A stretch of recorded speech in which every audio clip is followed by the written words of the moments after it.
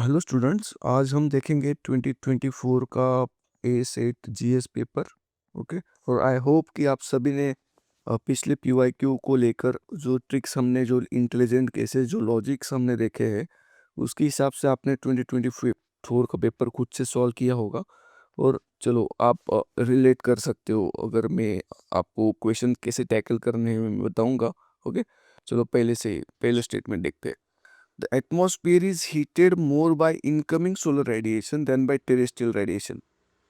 Actually, this is wrong statement. Okay, because suppose this is Earth and this is the gases, all gases. Okay, if Sun sends the radiations which are is in the long short wave. Okay, तो वो atmosphere को porous बना के पृथ्वी के surface पे आ जाते हैं। उससे हमारी अर्थ है ना, रेडिएट करती है हीट। ओके। और उसके लॉन्ग वेवलेंथ रहते हैं। ओके। और जो लॉन्ग वेवलेंथ रहते हैं ना, वो get trapped in the atmosphere, that's why earth get heated. Okay. So terrestrial radiation से अर्थ हीट होती है rather than incoming solar radiation से। That's why first statement is wrong one. और एक ही ऐसा ऑप्शन है जहाँ पे फर्स्ट स्टेटमेंट रॉन्ग दिया गया है, that is the answer D. Okay. हमें सेकंड स्टेटमेंट देखना भी नहीं है। कार्बन, चलो फिर भी हम देख लेते हैं। Carbon dioxide and other green house gases in the atmosphere are good absorbers of long wave radiations. उन्होंने ये भी बता दिया लॉन्ग वेव रेडिएशंस को एब्सॉर्ब करते। तो लॉन्ग वेव कौन जनरेट करता है? टेरेस्ट्रियल रेडिएशन करता है, because solar radiation short wave होते हैं। ओके। तो दोनों, अगर आपको पता होगा तो दोनों तरफ से आप आंसर को सॉल्व कर सकते हो। नेक्स्ट वन, विथ, चलो, थिकनेस ऑफ ट्रोपोस्फियर। चलो, ट्रोपोस्फियर मतलब the initial layer of the atmosphere in which around 99% around 90% of atmospheric phenomenon happens in troposphere only. Okay. तो ये बोल रहा है कि थिकनेस ऑफ ट्रोपोस्फियर, चलो, अगर ये ऐसा अर्थ है, this is the equator, this is the pole. Okay. तो ये बोल रहा है कि the thickness of troposphere is at equator is much greater. तो ऐसा रहता है ना। चलो, ये अगर ये ट्रोपोस्फियर का लेयर होगा, ओके, तो वो इक्वेटर को ज़्यादा रहता है, बिकॉज इक्वेटोरियल को ड्यू टू हीट। ओके। वहाँ पे कन्वेक्शन ज़्यादा होता है, दैट्स वाई यहाँ पे एटमॉस्फियर का जो लेयर है वो बड़ा होता है। और इससे ही भी बोल रहे हैं thickness of the troposphere at the equator is much greater as compare to pole. Yes, exactly.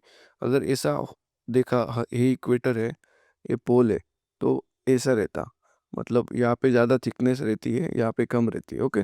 तो सेकेंड सेट में बोल रहा है at the equator heat is transported to great heights. मतलब heat is transported to great height, मतलब convection ज़्यादा height तक होता है। मतलब जो हमारा एयर है तो लार्ज, मतलब ज़्यादा हाइट तक ऊपर जाता है। Okay. Bye strong convectional currents. Yes, this is also correct statement and also correct explanation actually. That's why A is the correct answer. Okay. चलो, how many of the above products of, मतलब volcanic eruption से क्या क्या निकलता है? यार, इतना generic है ना, तो बहुत सारी चीज़ें निकलती है एक्चुअल में। अगर नहीं भी पता होगा ना, तो ऑल ऑफ द अबव आपको, आप मतलब बहुत ऐसा इलॉजिकल अगर ना हो स्टेटमेंट में, तो आप उसको ही काट दोगे। लेकिन अगर जेनरिक है, नाइट्रोजन कंपाउंड्स बोल रहा है, कंपाउंड्स बोल रहा है, कंपाउंड्स में अगर सपोज एक नाइट्रोजन का भी कंपाउंड आ गया तो भी ये स्टेटमेंट गलत हो, सही हो जाएगा। और ऐश एंड डस्ट तो आपको पता ही है कि देता ही है। और पायरोक्लास्टिक डेब्रिस भी आता है, mention in the NCERT. Okay. तो all of the above is correct answer. Which of the following are correct inference from isotherms map of month of January. चलो, अगर ये ऐसा सन की डायग्राम निकल के, यहाँ पे जून है, यहाँ पे दिसंबर है, तो जनवरी यहाँ से आएगा। मतलब मोस्ट सन हीट, ये सन है, ये अर्थ है, तो मोस्टली सन हीट गेट, मतलब हीट करता है सदर्न पेनिनसुला को, सदर्न पोर्शन को, मतलब southern, we can say circle को। ओके। तो क्या होता है उस टाइम आइसोथर्म्स का, क्या होता है उस टाइम? ऐसा होता है कि आइसोथर्म्स है ना, तो जनरली नॉर्थ ओशियन में और साउथ कॉन्टिनेंट्स में डिफ्लेक्ट होते हैं। मतलब ओशियन होता है ना, तो ऐसे होता है उस पे, नॉर्थ की तरफ और सदर्न के कॉन्टिनेंट की तरफ ऐसा। मतलब दो मैप्स दिए हैं एनसीईआरटी में, वो आप देख लेना अच्छे से, मैप्स और आइसोथर्म्स दिया है। नेक्स्ट बोल रहा है the presence of cold ocean currents, gulf stream and north Atlantic drift make north Atlantic ocean colder and isotherms bend toward north, actually this is wrong one, isotherms south की तरफ bend होते हैं। Okay, ये बहुत conceptual question है, आपके concept बहुत अच्छे से होने चाहिए, that's why A is the only correct answer. Okay, which of the following countries are well known as the two largest cocoa producer? यार कोकोआ वेरी ट्रॉपिकल प्लांट है, ज़्यादा ह्यूमिड एनवायरनमेंट में उगता है। ओके, तो अगर देखोगे जो ईस्टर्न कोस्ट है अफ्रीका का, मतलब घाना और कोट आइवरी, आइवरी कोट, तो उस कोस्ट के एरिया में जो जहाँ पे बहुत ज़्यादा ह्यूमिड एनवायरनमेंट रहता है, क्लाइमेट रहता है, वहाँ पे कोको का प्रोडक्शन बहुत ज़्यादा होता है। Okay, very factual question. Okay, अगर आपको मैप पे पता होगा, ये मेडागास्कर मतलब यहाँ पे भी होता है, लेकिन ज़्यादा यहाँ पे होता है। ओके, बहुत ट्रिकी क्वेश्चन था ये, क्योंकि बाकी के जो भी कंट्रीज है ना, वो भी उसी टाइप ऑफ क्लाइमेट टाइप में के ही कंट्रीज थे, लेकिन फैक्चुअली ये दोनों घाना और कोट आइवरी को ज़्यादा प्रोडक्शन होता है कोको का। ओके, चलो, with reference to Himalayan rivers joining the Ganga down stream Prayagraj from west to east, west to east मतलब ऐसा गंगा बहता है, सपोज ये यहाँ से निकला उत्तराखंड से, फिर आया अपना मतलब यहाँ पे आया, फिर यहाँ पे आया, ऐसा। ओके, तो ये बोल रहा है कि वेस्ट टू ईस्ट उसको जो ट्रिब्यूटरीज जॉइंट होती है उसकी सीक्वेंस पूछ रहा है। एक्चुअल में इसका सीक्वेंस है, पहले गोमती जॉइंट होती है, फिर घाघरा, फिर गंडक, और लास्ट में कोसी बिहार की तरफ, पटना की तरफ जॉइंट होती है। ओके, तो B is a correct answer. आपको रिवर्स के सीक्वेंस ना इज वेरी इंपॉर्टेंट। ओके, अब गंगा के पूछ ले, बाद में यमुना के पूछ सकता है, ब्रह्मपुत्रा के पूछ सकता है। मेजर मेजर जो रिवर्स एग्जांपल गोदावरी के पता चाहिए, कृष्णा के पता चाहिए, कावेरी के पता चाहिए, ट्रिब्यूटरीज लेफ्ट विंग कौन से है, राइट विंग कौन से है, या इससे इससे क्वेश्चन पूछते हैं। ओके, तो एक आपको हिंट है, ऐसे क्वेश्चन पूछ सकते हैं, दैट्स व्हाई अपना प्रिपरेशन लेवल इस स्टेज में होना चाहिए। Okay, next one, rainfall is one of the reason, yes, one of the बोल रहा है, मतलब यार एक प्रोबेबिलिटी भी बता रहा है और एक जेनरिक स्टेटमेंट भी बोल रहा है, इसके सही होने के चांसेस बहुत बढ़ जाएंगे। वन ऑफ द रीजन हो सकता है, रेनफॉल की वजह से हो ही सकता है ना, बिकॉज रेन जब गिरता है रॉक्स से तो स्प्लैश इरोजन टाइप, और वहाँ पे क्रैक्स भी होते हैं, उस क्रैक्स में वाटर जाता है, तो वो वाटर बाद में उसका मतलब टेम्परेचर चेंज होता है तो क्रैक्स बढ़ते हैं, दैट्स व्हाई वेदरिंग होता है रॉक्स के, that is very easy and we all know from our NCERT knowledge. Second बोल रहा है, rain water contains carbon dioxide in solution. Okay, तो कार्बन डाइऑक्साइड अगर रेन वाटर में होता है ना, तो वो अगर रॉक्स पे बम्बार्ड होता है ना, तो उससे ज़्यादा वेदरिंग होता है। Okay, so that's why A is our correct answer. मतलब स्टेटमेंट टू, सॉरी थर्ड भी देखते हैं, rain water context atmospheric, rain water contains atmospheric oxygen, yes, atmospheric oxygen भी होता है रेन वाटर में, और कार्बन डाइऑक्साइड भी होता है, that's why both statement 2 and 3 are correct and both them explain statement 1. This is our correct answer. Okay, next बोल रहा है, how many of the above countries have border with North सी?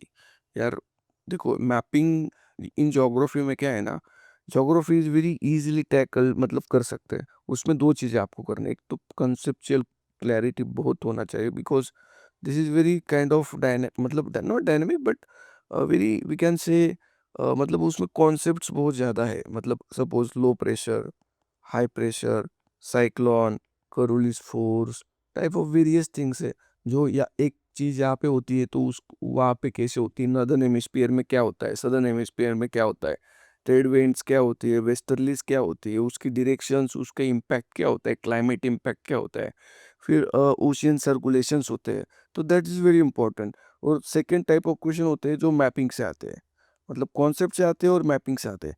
अब दोनों यार मतलब कॉन्सेप्ट्स के तो आप कॉन्सेप्ट के आपके रॉन्ग होने ही नहीं चाहिए, और मैपिंग के भी ऐसा, बड़े बड़े जो ओशियंस सी है, स्ट्रेट्स है, इस्थमस है, ओके, चोकिंग पॉइंट्स है, ओके, तो सच काइंड ऑफ क्वेश्चन, मतलब माउंटेन रेंजेस है, सच kind of question they generally ask.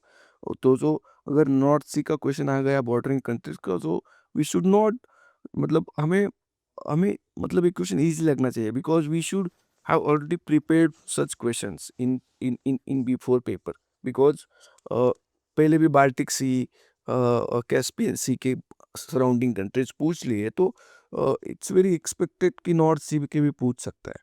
Okay, तो एक्चुअल में Germany and Norway are bordering countries, so only 2 are correct. Okay, चलो नेक्स्ट वन. हाँ चलो, 2024 को मैपिंग से बहुत ज़्यादा क्वेश्चन आए थे. ओके, तो ये जो धुंधर वाटरफॉल है ना, ये नर्मदा के ही ऊपर है लेकिन मालवा रीजन में नहीं है, नियर जबलपुर है. ओके, तो ए इज रॉन्ग वन. हुंद्रू जो है ना, तो छोटा नागपुर पे ही और सुबर्णखा रिवर पे ही है, that's why second is correct one. Gerosoppa western Ghats में ही है लेकिन नेत्रावली रिवर के ऊपर नहीं है, श्रावती रिवर के ऊपर है. Okay, so only one is correct. Okay, चलो माउंटेन रेंजेस पूछे वर्ल्ड के. चलो, सेंट्रल एशिया ओस्टेस. Actually this is not fold mountain, this is block mountain. मतलब आप ही देखिए कि ये क्या करते हैं कि जो सिनोनिमस कॉन्सेप्ट है ना, एग्जाम्पल फोल्ड माउंटेन के सिनोनिमस में है अपना ब्लॉक माउंटेन, तो ये क्या करेगा कि ब्लॉक माउंटेन और फोल्ड माउंटेन को इंटरचेंज कर देगा. नॉर्थ अमेरिका है, मतलब मैं एग्जांपल बता रहा हूँ, तो उसकी सिनोनिमस क्या है तो उससे एक्सचेंज करेगा. Got it. चलो, अब यूरोप में ही अल्प्स है, यस, लेकिन वो ब्लॉक नहीं है, वो फोल्ड है. चलो ये देखो, ऐसे अल्टर चेंज किया है. Got it. That's why both statements are wrong. Actual में Appalachian is in North America and that is fold mountain actually. And South America में भी एंडीज है, फोल्ड माउंटेन ही है. तो 3 and 4 are correct, B is our correct answer. अगर next देखोगे, चलो, तो एक क्या बोल रहे हैं, मतलब आप ऐसा क्वेश्चन देखोगे, आपको लगेगा कि यार आप मैं तो ऐसा कर, आप इतना कैसे देखेंगे कि कौन सा ग्रीन फील्ड प्रोजेक्ट से. अब इंडिया इतना बड़ा है, इतने छोटे छोटे Tier 2 सिटीज़ है, Tier 1 Tier 2 सिटीज़, और उसके एयरपोर्ट कम बने, किसने बनाया, और ग्रीन फील्ड है और ब्राउन फील्ड है, वो कैसे याद रखे. That is very hectic task and human mind also can't memorize such thing for long term. Okay, तो कैसे देखना है पता. यहाँ पे लॉजिक एक ही है यार. Vijayawada is very important city actual में. ओके, इंपॉर्टेंट सिटी है एंड बिगर सिटी है. तो अभी तो बहुत छोटे छोटे सिटीज में भी एयरपोर्ट आ गए. ओके, तो एक ग्रीन फील्ड बोल रहा है. ग्रीन फील्ड मतलब अभी नया बनाया. ओके, अभी नया बनाया और इतना बड़ा सिटी है, तो ऐसा थोड़ी होगा कि 2024 में ही उसका एयरपोर्ट बना, अभी तक उसके उस सिटी को एयरपोर्ट ही नहीं था. ऐसा कितना कितना कम चांसेस है ना, बहुत कम चांसेस है. दैट्स वाई 3 हो ही नहीं सकता यार. मतलब ग्रीन फील्ड हो ही नहीं सकता. चलो, उसके कुछ रिकंस्ट्रक्शन कर लिए तो ब्राउन फील्ड हो सकता है, लेकिन इतनी बड़ी सिटी का अभी अभी ही बनाया है इतने सालों से, तो that is not possible. That's why we will eliminate 3. We got a answer actual में. और I applied this logic in actual paper also. Okay, तो आप लगा सकते हैं, इतने काइंड ऑफ रिस्क तो लेना ही पड़ेगा. नेक्स्ट अगर देखोगे, with reference to water vapour which one of the following statement is are correct. Water vapour, it is a gas. Actually water vapor is a gas and amount of which decreases with altitude. Yes, obviously जितना मतलब पास में रहेगा, जितना कम height पे रहेगा उतना water vapour ज़्यादा रहेगा, जितना ऊपर जाएगा हम जाएंगे उतना, मतलब गैस, एनी गैस का जो कॉम्पोजिशन होता है वो कम कम होता है. मतलब मतलब जो होता है अपना ट्रोपोपॉज, ट्रोपोपॉज से सब नीचे ही ज़्यादा रहते हैं, और जितने हाइट बढ़ेगी उतने उसके इंटेंसिटी, मतलब उसका कॉम्पोजिशन कम कम होता जाएगा. और क्वेश्चन भी यही बोल रहा है कि जितना अल्टीट्यूड बढ़ेगा उतना वाटर वेपर कम होगा. That is actual correct thing. Okay, it's percentage is maximum at poles. Actually this is not correct. Poles पे हमने पहले देखा कि इक्वेटर और पोल को देखा ना कि इक्वेटर में ज़्यादा हाइट होती है. सो बिकॉज इक्वेटर में ज़्यादा हीट होता है, दैट्स वाई कन्वेक्शन करंट्स की वजह से ज़्यादा हीट तक जाता है.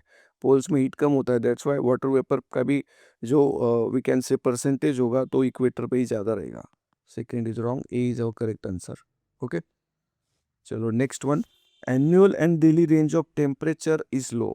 ओके, मतलब क्लाइमेट टाइप पूछ रहे हैं. आपको सबको पता होगा, वो टेबल याद रखोगा. यहाँ पे रहता है अपना we can say the rain rain forest. Okay, यहाँ पे रहता है अपना विच वन, यहाँ पे होता है सवाना, यहाँ पे मॉनसूनल टाइप ऑफ क्लाइमेट, यहाँ पे डेजर्ट टाइप. ओके, सच मतलब ये आपको पता चाहिए. एक ऐसा एक ये 30 अराउंड 30 डिग्री तक रहता है, 60 डिग्री तक रहता है, 90 डिग्री लैटिट्यूड तक रहता है। ये आपको टेबल अच्छे से पता चाहिए, और इस क्लाइमेट टाइप में उसके क्या फीचर्स है, ओके, कौन से कंट्रीज में उसकी मैपिंग भी पता चाहिए। अगर इसका डिस्क्रिप्शन देखोगे, ये बोल रहा है कि annual and daily range of temperature is low. Okay, तो एक इक्वेटोरियल में भी रहता है, और marine west coast, marine west मतलब जो अपना, suppose this is the earth, okay, this is the trade, मतलब ट्रेड विंड्स का एरिया है, वेस्टर्लीज का एरिया है, पोलर विंड्स का एरिया है। तो यहाँ पे जो रहता है ना, ये सपोज ये अटलांटिक ओशन है, जो यहाँ पे रहते हैं ना अराउंड ब्रिटिश यूके तक की तरफ है, उसको west marine west coast climate कहते हैं। मतलब मेडिटरेनियन क्लाइमेट के एग्जैक्ट ऊपर जो होता है ना, उसको मरीन वेस्ट कोस्ट बोलते हैं। तो वो एक्चुअल में उसका डेली टेम्परेचर जो रेंज होता है वो लो रहता है, because it's continuously is in what westerlies, in under westerlies, उसको साइड में उसके ओशन भी रहता है। That's why also the daily range of temperature is low.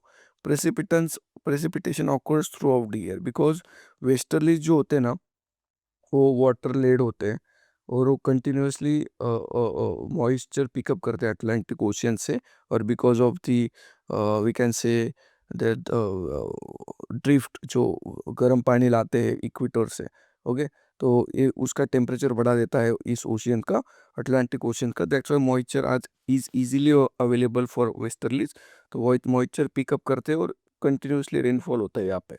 But ये क्या बोल रहा है कि precipitation varies between 50 to 250। yes, this is actually marine west coast। अगर यहाँ पे अगर बोलता कि precipitation is more than 250 centimeter, then it is actually equatorial, because it is same, but just precipitation quantity varies। okay, that's why D is our correct answer। चलो करोलिस force का अगर देखेंगे, तो बोलता है कि it increases with increases in the wind velocity. Yes, actual में it increases, okay. और नेक्स्ट बोलता है कि it is maximum at the poles. Yes, जितना आप इक्वेटर के बाहर जाओगे, मतलब जितना पोल टूवर्ड्स पोल जाओगे, उतना करोलिस फोर्स आपका बढ़ता जाएगा, okay, because it is zero at equator and maximum at pole. Okay, so both statements are correct one. चलो नेक्स्ट बोल रहे हैं ऑन जून 21, मतलब ए फिगर, ये अपना सन यहाँ पे, okay, which of the following latitude experience sunlight of more than 12 hours. तो यार ऊपर के ही एरिया करेंगे, इक्वेटर को तो नहीं रहता, बिकॉज इक्वेटर को तो यहाँ पे भी नहीं रहता, और यहाँ पे भी नहीं रहता ज़्यादा, और यहाँ पे सेम सेम ही रहता है, ओके। तो इक्वेटर को तो नहीं रहेगा, कैंसर को रहेगा, बिकॉज कैंसर इज मतलब 66 डिग्री पे रहता है ना, और आर्टिक सर्कल के ऊपर रहता है। कैप्रिकॉन नीचे रहता है, सो नीचे में तो अंधेरा रहेगा, ज़्यादा सनलाइट नहीं गिरेगा, तो कैप्रिकॉन भी नहीं आएगा। तो कैंसर और आर्टिक सर्कल, मतलब 2 and 4 is correct answer, okay. Next one of the following region has the world largest tropical peatland। Peatland is a very largest carbon sink on the earth, because वहाँ पे जो होते हैं ना, जो peatlands होते हैं, वो बहुत ज़्यादा कार्बन स्टोर करके रखते हैं, which holds about 3 years worth of carbon emission from fossil fuels and has possible destruction of which can exert detrimental effect on the global climate। Actual में कॉन्गो जो बेसिन है ना, उसका जो पिटलैंड है ना, वो बहुत ज़्यादा बड़ा है, ओके, और आपको पता होना चाहिए। That's why B is a correct answer. चलो next, with reference to the perfluoroalkyl and perfluoroalkyl substances. चलो कुछ तो भी यार एक केमिकल एलिमेंट है, ओके, जिसके बारे में हमें कुछ नहीं पता, that are used in making many consumer products. चलो कंज्यूमर प्रोडक्ट्स में यूज कर रहे हैं, मतलब उसके कुछ तो भी साइड इफेक्ट्स तो फिक्स होंगे, बिकॉज यार वी ऑल नो कि जो आर्टिफिशियल चीज़ें बनाते हैं उसके साइड इफेक्ट्स होते ही है, बिकॉज ऑफ सर्टन थिंग्स। और ओके, ये भी केमिकल इतना बड़ा नाम बता रहे हैं, तो इसके भी कुछ तो भी होंगे। तो ये बोल रहा है केवल पहला कि PFAS are found to be wide spread in drinking water, food packaging materials. यार मेनी कंज्यूमर प्रोडक्ट्स में यही पे बोल रहा है, यही पे बोल रहा है, क्वेश्चन में ही बोल रहा है कि कंज्यूमर प्रोडक्ट्स में यूज होते हैं। तो यार ड्रिंकिंग वाटर में फूड पैकेजिंग मटेरियल्स में तो होगा ही, because they are also the consumer products, okay. So पहले के सही होने के चांसेस बहुत बढ़ जाते हैं। सेकंड बोल रहा है PFAS are not easily degraded in environment. Yes, actual में नहीं होगा, बिकॉज सेकंड स्टेटमेंट में बोल रहा है कि वाइड स्प्रेड फाउंड हो रहा है। अगर डिग्रेडेड हो जाते तो ज़्यादा उसकी अमाउंट में फाउंड नहीं होते ना, डिग्रेडेशन हो जाता। फिर अगर फाउंड ही हो रहे तो डिग्रेडेशन स्लो है उसका, और डिग्रेडेशन स्लो है उसका मतलब उसका बायो एक्यूमुलेशन हो रहा है। मतलब तीनों जो स्टेटमेंट्स है ना, despite we don't know anything about perfluoroalkyl and perfluoroalkyl substances, still we can connect all three statements in one single way. Okay, that's why D is our correct answer. Got it?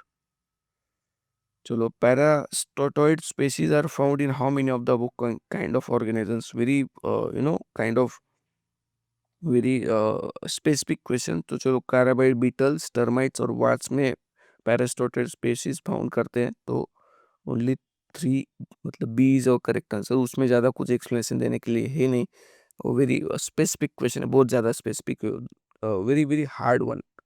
Okay, उसमें कुछ logic नहीं लगा सकते ज़्यादा।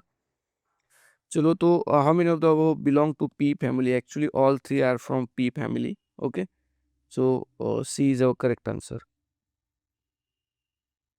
Actually ये question उन्होंने मतलब hash कर दे रहे हैं यूपीएससी ने 20, लेकिन अगर मैं बोलता तो Indian flying flocks feeds on the blood of other animals. Actually this one is wrong one.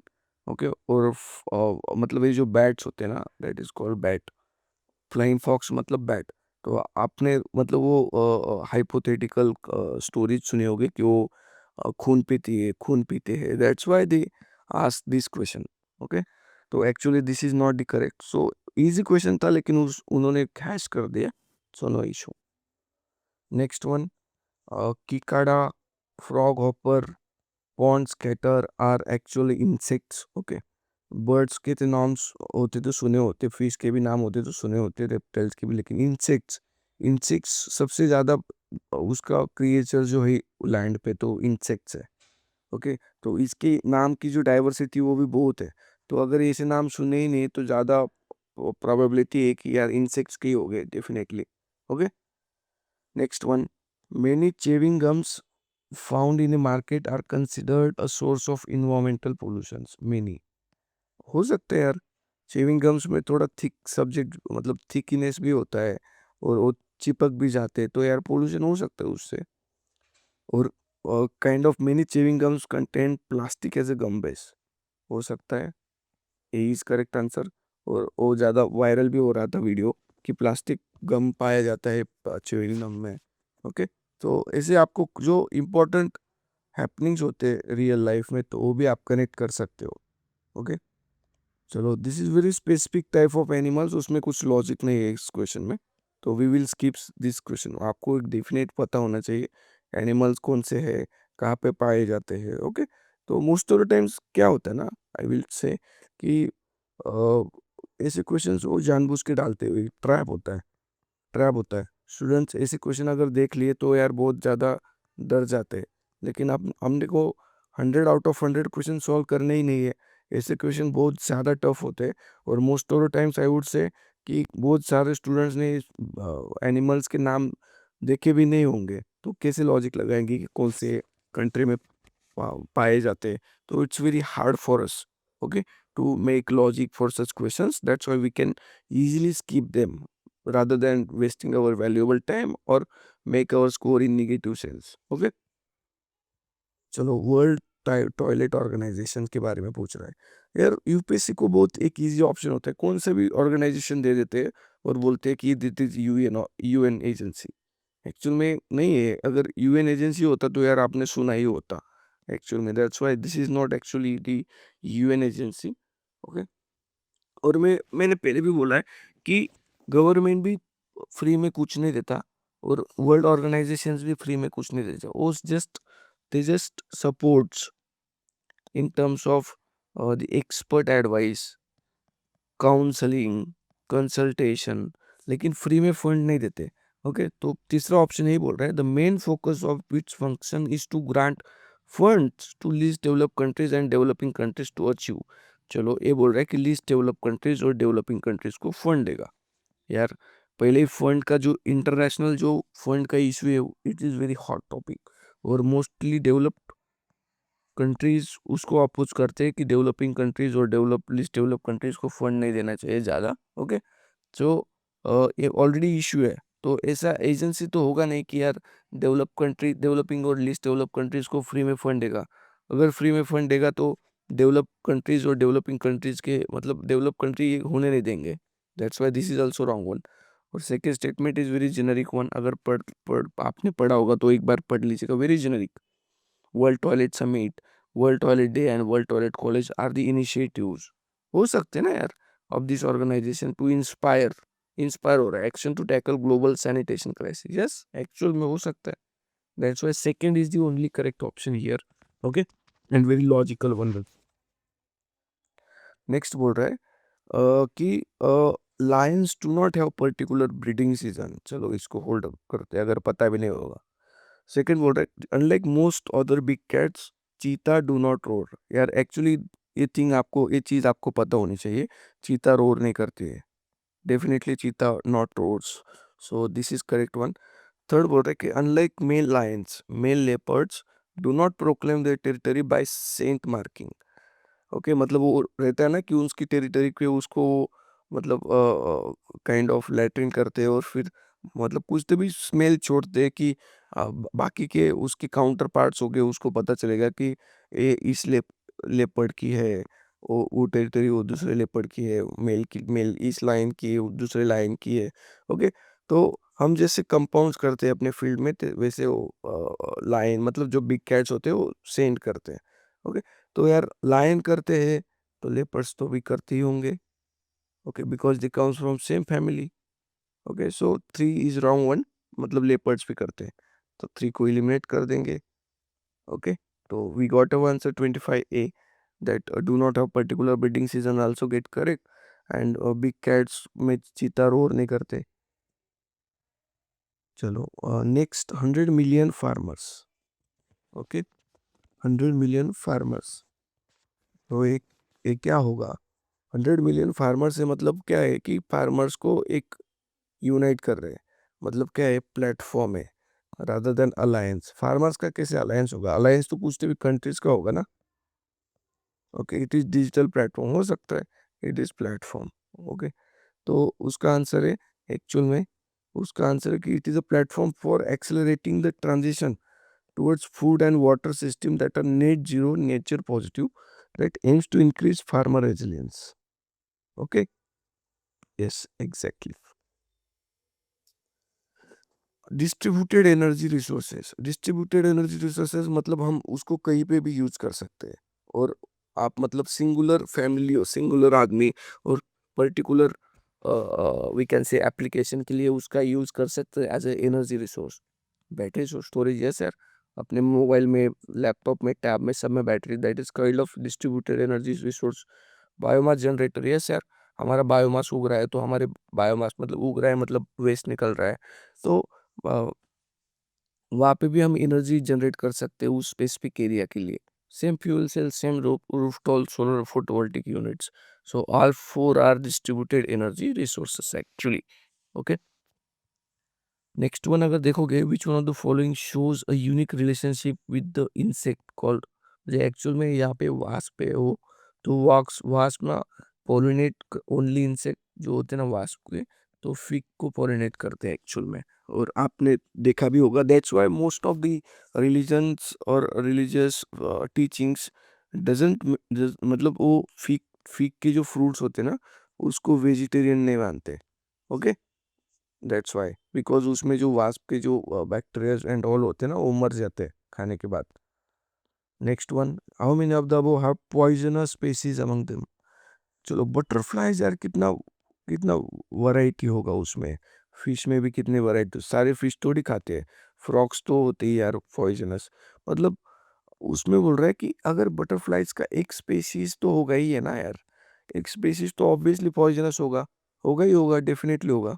That's why fish में भी पॉइजनस होंगे स्पेसीज, बटरफ्लाइज में भी होंगे, फ्रॉग में भी होंगे, सो ऑल में होंगे। That's why we will go for all three. चलो next one, how many of the above trees are actually native to India. Native to India मतलब उसका जो इनिशियल जो इवोल्यूशन है तो इंडिया के कॉन्टिनेंट में ही हुआ है यार। कैशू अगर देखोगे तो इट्स अराउंड मतलब ब्राज़ील, मेक्सिको, ये भी वहीं से ही आता है papaya. Cashew actually Brazil, papaya actually from Mexico. But red sander आपको पता होगा, सेचाचलम हिल्स, एंड आपने वो मतलब लाल चंदन का नाम सुना होगा, which is very very very native to India and very we generally very मतलब very kind of large amount we exports red sanders, और उसका तस्करी भी वो बहुत ज़्यादा होता है इंडिया से। और पुष्पा जो मूवी है साउथ का, तो वो ऑल और depends on red sanders and actually this tree is in native to India.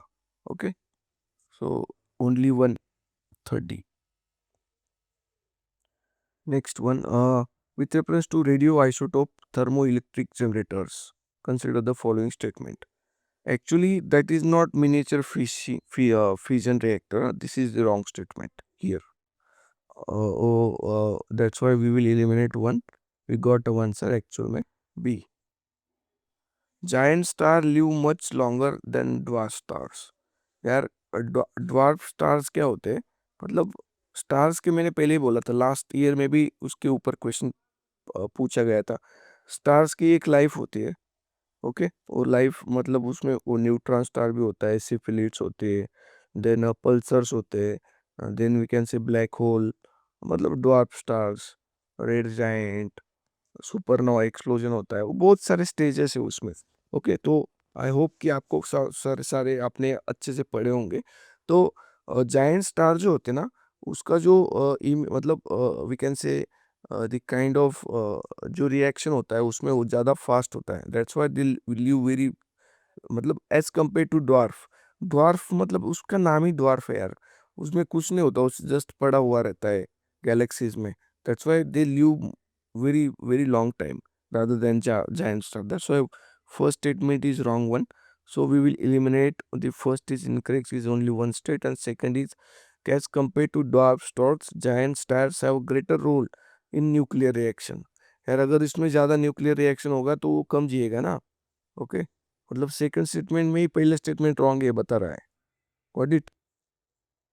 Next question ये बोल रहा है कि which one of the following is synthesized in human body that dilates blood vessels and increase blood flow, मतलब blood vessels को heal करता है। okay, that is we can call actually very easy question from biology, nitric oxide करता है, ये body में ही तैयार होता है एक्चुअल में। ओके, तो A is a correct answer. चलो next one, how many of the वो activities can the radars use करते हैं, मतलब रडार्स से रडार्स उसमें यूज होते हैं एक्चुअल में। Monitoring of precipitation, yes actually radars are get used. Tracking the migration of animals, yes radars are get used.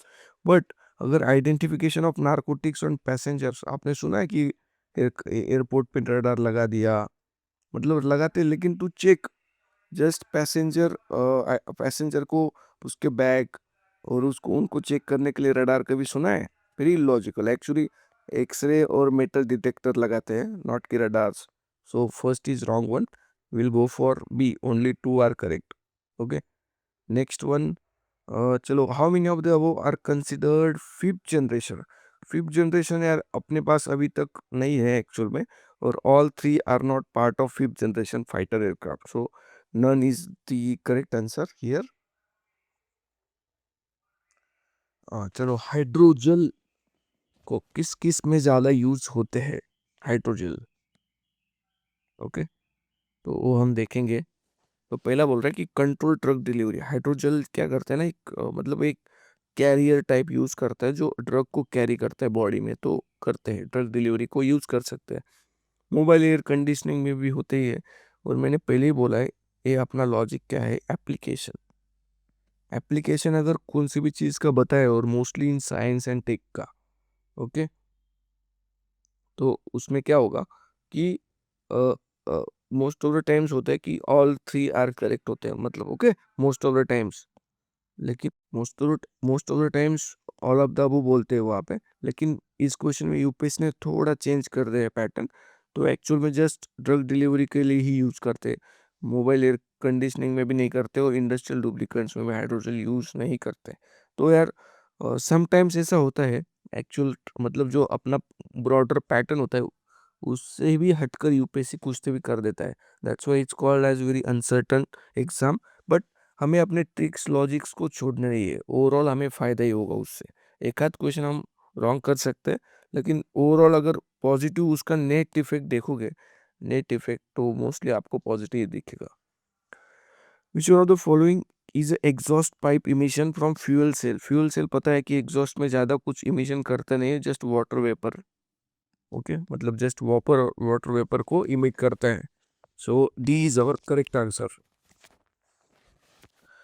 चलो, ये बोल रहे कि pump storage hydro power. Hydro power बोल रहा है मतलब कि हाइट पे है, और पंप भी बोल रहा है, पंप मत बोल रहा है मतलब उस कुछ तो भी डिस्टेंस पे उसको रखा है। तो ये क्या बोल रहा है, irrigation of terraced villages, this is also correct one. Lift irrigation ये भी हो सकता है, लेकिन थर्ड अगर स्टेटमेंट देखोगे, एक ऐसा स्टेटमेंट है जो दोनों को समा रहा है अंदर। Example long duration energy storage. Example, अगर आपकी फील्ड यहाँ पे है और आपने अगर यहाँ पे पंप स्टोरेज कर दिया हाइड्रो पावर का, यहाँ पे वाटर भर दिया सारा, तो यार ये लॉन्ग लॉन्ग ड्यूरेशन एनर्जी ना, बिकॉज ऑफ द ग्रेविटी आपको इसको एनर्जी लगाने की ज़रूरत नहीं है, डायरेक्टली कॉक शुरू किया और पानी आ जाएगा। तो क्या कर रहा है कि लॉन्ग ड्यूरेशन एनर्जी को स्टोर कर रहा है ऊपर। That's why C is our most logical answer here. Okay, membrane bioreactor, यहाँ पे ही मेम्ब्रेन बोल रहा है, मेम्ब्रेन बोल रहा है मतलब कुछ तो भी फिल्टर कर रहा है। Always keep in mind. तो वेस्ट वाटर ट्रीट कर रहा है यार, पहले तीनों देखोगे कि उसमें वेस्ट ट्रीटमेंट का कोई मतलब रेफरेंस ही नहीं है, तो वेस्ट वाटर ट्रीटमेंट कर रहा है। तो मेम्ब्रेन बायोरिएक्टर मतलब वेस्ट वाटर ट्रीटमेंट टेक्नोलॉजीज। चलो next one, with reference to Indian economy, collateral borrowing and lending obligation. Collateral borrowing and lending obligation.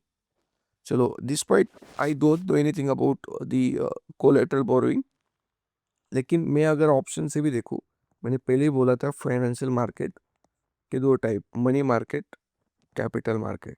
अगर सारे देखोगे, bond forest stock all are part of capital market. और capital market directly ऐसा कुछ ना कुछ broad term दिया नहीं है, और डायरेक्टली यहाँ पे मनी मार्केट दिया है। मनी मार्केट दिया है तो इसमें तो बहुत सारे इंस्ट्रूमेंट होंगे ना, जस्ट लाइक कैपिटल मार्केट में होंगे। तो ये बहुत ब्रॉड है मनी मार्केट उसके। That's why collateral borrowing and lending obligation money market में होने के चांसेस बहुत ज़्यादा है। अगर यहाँ पे कैपिटल मार्केट भी बोल देता तो आई वुड से कि आपको श्योरली पता होना चाहिए कि वो मनी मार्केट का इंस्ट्रूमेंट है। लेकिन अगर कैपिटल मार्केट बोला नहीं, कैपिटल मार्केट के एक एक उन्होंने वी कैन से टाइप्स बोल दिए, पर बट मनी मार्केट पूरा ओवरऑल ही ऑप्शन में दे रखा है, तो उसमें करेक्ट होने के चांसेस बहुत बचेंगे। ओके, तो most logical C. The total fertility rate, total fertility rate total बोल रहा है, एक्चुअल में उसका डेफिनेशन है कि number of children, sorry, we can say the average number of live births a woman would have by the end of her childbearing age, that is called a total fertility rate, और standard definition भी है। okay, consider the following statement.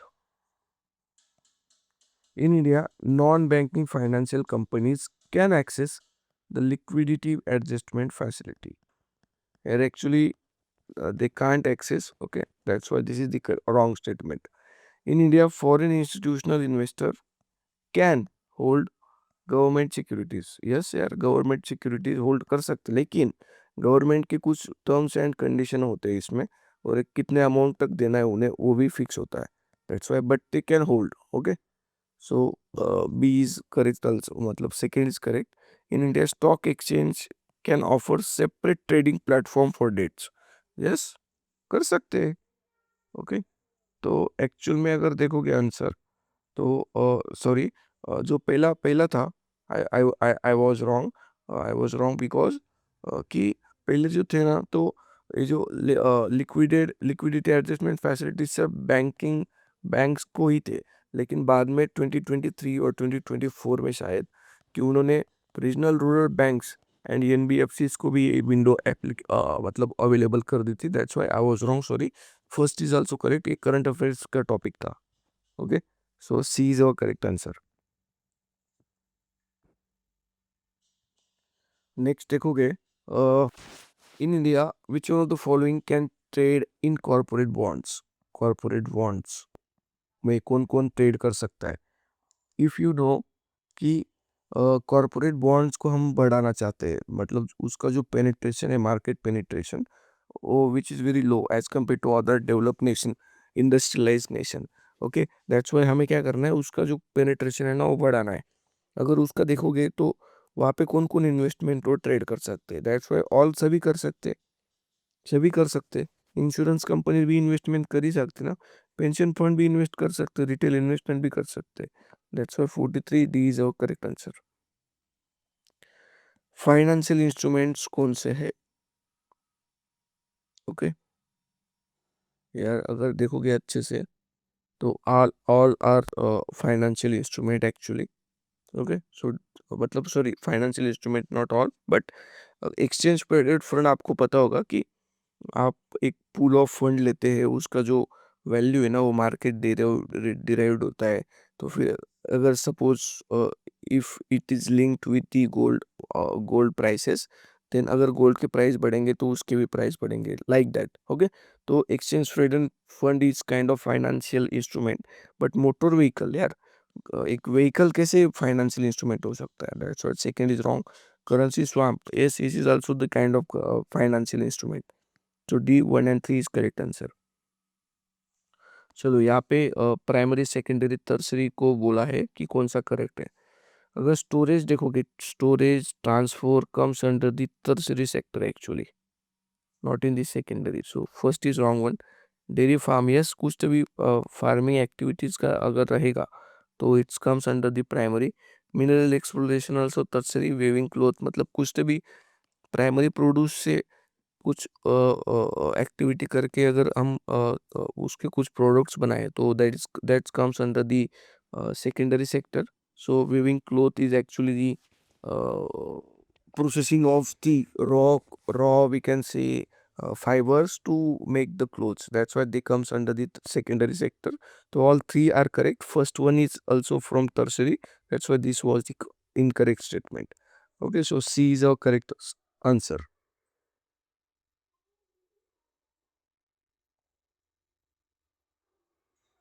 46. Which of the following can be used as a feedstock for producing sustainable aviation fuel? Sustainable aviation fuel में कौन से हम use कर सकते हैं? Agriculture residue, corn grain, waste water treatment, sludge, food mill waste, actual में सारे ही कर सकते हैं। Okay, kind of application mostly all of the above कर सकते हैं। चलो, with reference to physical capital, physical capital मतलब ऐसा कुछ तो भी कैपिटल इन्वेस्टमेंट कि उससे हम एक्चुअली हमारा प्रोडक्शन और हमारा जो प्रोसेस है वो इजी भी हो रहा है, और उससे हम कुछ ज़्यादा ही ज़्यादा भी प्रोड्यूस कर सकते हैं। तो kind of that is called as physical capital. तो फार्मर प्लग है ना, तो वो क्या है, वर्किंग कैपिटल नहीं है यार। एक्चुअली वर्किंग कैपिटल क्या होगा, अगर एग्जाम्पल, अगर हम फार्मिंग में वाटर यूज कर रहे हैं तो वाटर में एक्चुअल में वो फिजिकल कैपिटल नहीं है, वर्किंग कैपिटल है। बिकॉज हम उसको प्लांट्स को देके प्लांट्स की ग्रो कर रहे हैं। लेकिन अगर फार्मर फ्लो देखोगे तो वर्किंग नहीं है, वो एक्चुअल फिजिकल कैपिटल है। Okay, so first is wrong one. Computer fixed capital, yes fixed capital. Yarn use by the weaver, actually fix नहीं है, this is working capital. Petrol working capital, yes. So how much are correct actually? 47 का तो दो, ये दोनों जो है ना, so this is the correct one. Okay, which one of the following word phrases is most appropriate use to denote an, मतलब an interoperable network of 3D virtual network, मतलब 3D वर्चुअल वर्ल्ड है। Okay, that can be accessed simultaneously by the millions of users who can exert property rights over virtual items. Actually, this is called as metaverse, जो एक virtual world होता है, उसमें हम अपने territory भी mark कर सकते हैं। एक मतलब एक नया इंटायर वर्ल्ड ही होता है अपने आप में, that is called metaverse. Okay, big data analysis तो नहीं होगा, क्रिप्टोग्राफी भी नहीं होता, वर्चुअल मैट्रिक्स भी अलग चीज होता है, so metaverse we can go for. 49 का अगर देखोगे, with reference to rules imposed by the Reserve Bank of India while treating foreign banks consider the following statement. Okay, तो ये पहला स्टेटमेंट बोल रहा है कि there is no minimum capital requirement for wholly world banking subsidiaries. Exactly no यार, ऐसे कैसे होता है? सबको मतलब इंडियन बैंक्स को अगर कैपिटल रिक्वायरमेंट है तो फॉरेन बैंक्स को तो ऑब्वियसली होगा। सो first is wrong one. For fully owned banking subsidiaries in India, at least 50% of the board members should be Indian national. Actually, this is wrong one. और यहाँ पे fact भी आप अच्छे से चेक कर लेना कितना परसेंट होना चाहिए, बट मैं आपको बोल रहा हूँ कि यार 50% है तो उसको उसको मैन्युफैक्चर करने के लिए उनको पेपर सेक्टर को बहुत इजी रहता है। दैट्स व्हाई मोस्टली सिर्फ अगर अगर श्योरली आपको पता नहीं तो आप उसको मार्क गलत ही कर सकते हो। So D is our correct answer. चलो, C S R rules. C S R तो आपको पता ही है। CSR rules specify that expenditure that benefit the company directly or its employees will not be considered. Very logical। अगर आप CSR कर रहे हो और उसकी उसका जो फायदा है तो कॉमन पब्लिक को नहीं हो रहा है, लेकिन जो आपको आपके मैनेजमेंट में है, जो आपके एम्प्लॉई है, उसको ही फायदा हो रहा है, तो how would they be called as a CSR then? It would not be called as CSR because it is actually uh, very connected type of thing na. You are deliberately doing this things that will benefit your own employee. So this is the correct statement. CSR rules do not specify minimum spending on CSR activities. Actually this is wrong one. Actually maximum जो मतलब उतने 2% तो आपको करना ही है, लेकिन आप 10% भी कर सकते हो। मतलब मिनिमम बोला गया है लेकिन मैक्सिमम नहीं बोला गया। तो यहाँ पे बोल रहा है कि minimum spending do not specify. Exactly wrong, minimum बोला है। So A is a correct answer. Next question, if the United States of America were to default on its debt, holders of US Treasury bonds will not able to exercise their claim. Yes, अगर sovereign मतलब sovereign nation ने अगर बोल दिया, मतलब default कर दिया, तो किसके पास आप मतलब पैसे लेने को जाओगे? आपको कोई मतलब कोई नहीं दे सकता। तो मतलब क्लेम्स नहीं कर सकते हम उस टाइम पे अगर सोवरेन डिफॉल्ट करे तो। So correct statement. The US government debt is not backed by any hard asset. Example, अगर आप लोन लेने जाओगे तो आप कोलेटरल दोगे, कुछ तो भी हार्ड एसेट देंगे, मतलब गोल्ड रखोगे और अपने प्रॉपर्टी पेपर्स दोगे, then bank will give you loan. If you not return loan, then bank will liquidate your property gold. Okay, so because your loan is debt is backed by the hard asset. But अगर कोई nation है, मतलब example US है, उसने bond issue किया है, okay, और उसने आपसे पैसा लिया है डॉलर में, तो आप उसके फेथ मतलब गुड फेथ के ऊपर से आप उसको पैसे दे रहे हो ना, कि यार कंट्री है, बहुत बड़ा नेशन है, मतलब उसकी इकोनॉमी इतनी बड़ी है। ओके, सो ऐसा नहीं है अगर उसने डिफॉल्ट कर दिया तो आपको कुछ नहीं मिलेगा, because you invested in the bonds of USA because of faith that USA is a very good country, very economically active country. So that's why A is our correct answer here. Second जो 52nd state मत 52nd जो question है उस उनने hash करा, so we will skip this question. Next digital rupee का बोल रहा है। Digital rupee are same like the normal rupee, just it is in digital form actually. तो ये बोल रहा है it is a sovereign currency issue by Reserve Bank of India in alignment with the monetary policy. Yes, same like the normal currency of Indian rupee, it appears as a liability. Yes, अगर RBI का balance sheet देखोगे तो जो रूपी होता है जो market में इशू किया है, actually it's a liability of RBI. I will not explain you the liabilities and asset type of RBI, but actually उतना बेसिक कॉन्सेप्ट आपको पता चाहिए। It is insured against inflation. Actually wrong. अगर आपके आपके पास अगर 10 रुपीज़ का नोट है और अगर इन्फ्लेशन टू मतलब अगर एप्पल्स 5 रुपीज़ का केजी मिलते हो गए 2020 में, अगर सेम 10 ही रुपये अपने पास, और 2026 में वही 5 रुपये के केजी पर KG apples now cost around 10 rupees पर केजी। तो आपकी रुपीस मतलब आपकी रुपये की प्राइस थोड़ी बढ़ी लेकिन इन्फ्लेशन बढ़ा ना। तो आपका ऐसा थोड़ी है कि रुपये को इंश्योर करें कर, कर, कर, कर किया है तो this is third one is wrong one, तो we will eliminate third. Okay. And then अगर चौथा स्टेटमेंट देखोगे, it is freely convertible against commercial bank money and cash. Yes, easily convertible, so we will mark 4 is also correct statement, and the correct answer is D. Okay.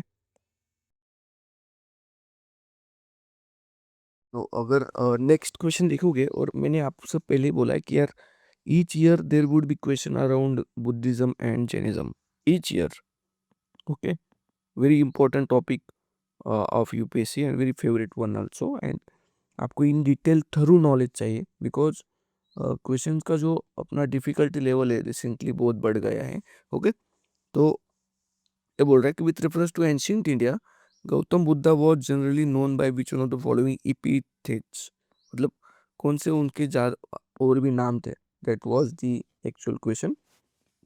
और आपके knowledge पे थोड़ा आपको भरोसा रखना चाहिए. अगर आपने शाक्य मुनि और तथागत, आपको तो पता ही होगा, very important names of Buddha. Okay. तो 2 and 3 इज डेफिनेटली करेक्ट.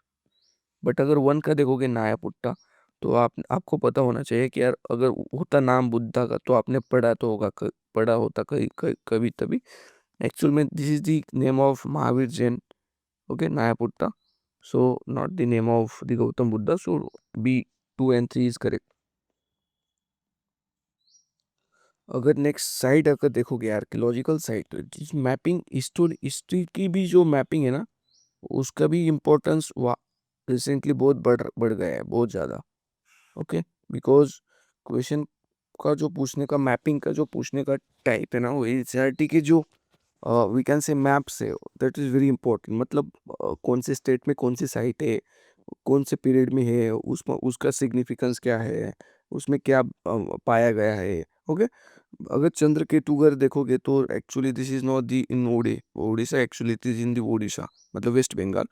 देखो ना, उड़ीसा और वेस्ट बंगाल पास पास में ही है. मतलब क्वेश्चन का जो डिफिकल्टी लेवल है ना, वो actually increase a lot. Because अगर मैप में देखोगे तो एक्चुअल में आपको एक स्टेट वाइज थोड़ी दिखाएंगे लेकिन आपको अगर जज करोगे तो आप, मतलब यार उस पोजीशन में होगा तो आप उड़ीसा को भी देख सकते हो कि उड़ीसा में भी हो सकते हैं, क्यों, बिकॉज बोथ आर वेरी पास पास में ही है. But actually it is in West Bengal, तो फर्स्ट वन इज रॉन्ग. ईमान गांव एक्चुअली ये जॉर्वे साइट है, मतलब चालकोलिथिक साइड है, महाराष्ट्र का very famous one, and very मतलब साउथ की बिगेस्ट साइट है. ओके. So correct one. और अगर ये भी देखोगे, we will eliminate one. Okay. Second is definitely correct, तो we got answer 2 and 3. Mangdu is in Kerala, megalithic site. Salihundan is not in, मतलब is in Andhra but not rock cut cave. Actually, Buddhist or something site है. Fourth is also wrong word. चलो, मैंने पहले ही बोला है, हर साल एक एक किंग के ऊपर क्वेश्चन आ रहा है, और किंग के जो वी कैन से दी, जो किंग है जो बहुत बड़ा बड़ा राजा है जी. ऐसा किंग है कि उसके बहुत ज़्यादा वी कैन से जी ग्लोरिफिकेशन है हिस्ट्री में. तो यहाँ पे जो Krishnadevaraya is very important ruler. अगर आपको नहीं भी पता होगा details, still you can mark Krishnadevaraya, because UPSC wants to know things about Krishnadevaraya, not Narasimha सुरवा. बिकॉज ऐसे तो बहुत किंग्स होंगे, इस हर एक किंग के बारे में इतनी सारी जानकारी आप नहीं रख सकते ना. सो यूपीएससी को भी पता है कि मोस्ट लॉजिकल है कि कृष्णदेवराय आपको पता चाहिए. With reference to revenue collection by Cornwallis, मैंने पहले बोला कि revenue collection system was very kind of extractive. Okay. उसमें बहुत ज़्यादा फार्मर्स के नुकसान हुए थे, और यूपीएससी उसी को शो करेगा कि यूपी मतलब ब्रिटिशर्स का जो डेमन का जो डेमन रूप था ना, वही शो करेगा. तो ये बोल रहा है कि under the ryotwari system, under the Rayatwari settlement of revenue collection, peasants were exempted from revenue payment in case of bad harvest. Actually, they were not exempted. और एक कॉर्नवालिस का सिस्टम भी नहीं था.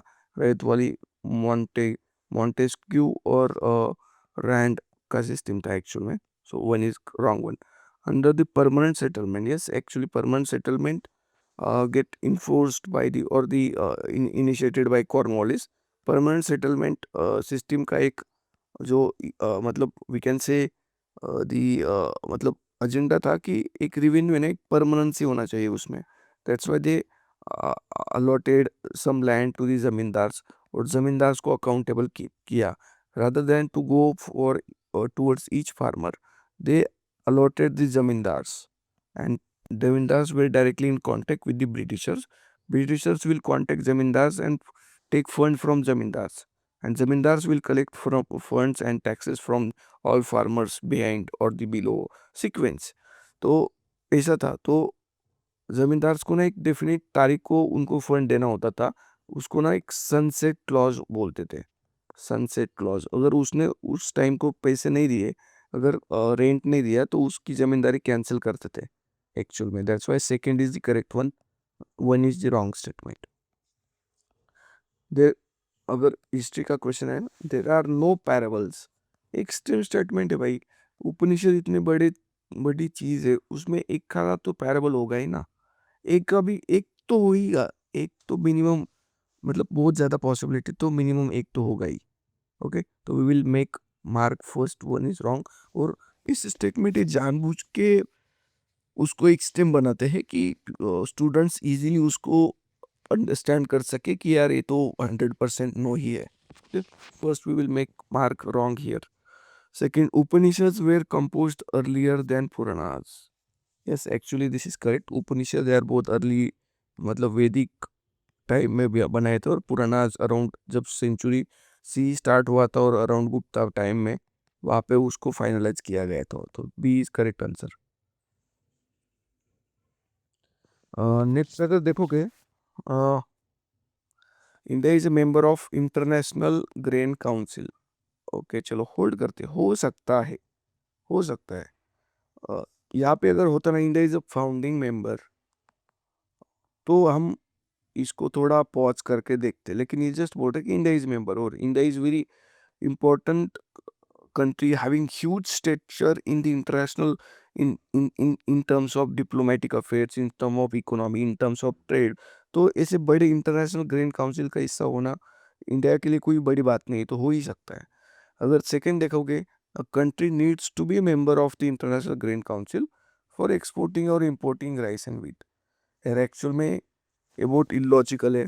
इंटरनेशनल ग्रीन काउंसिल यार, तो एक तो WTO तो नहीं है ना कि उसका मेंबर होना इज वेरी इंपॉर्टेंट कि एक्सपोर्ट और इम्पोर्ट के लिए.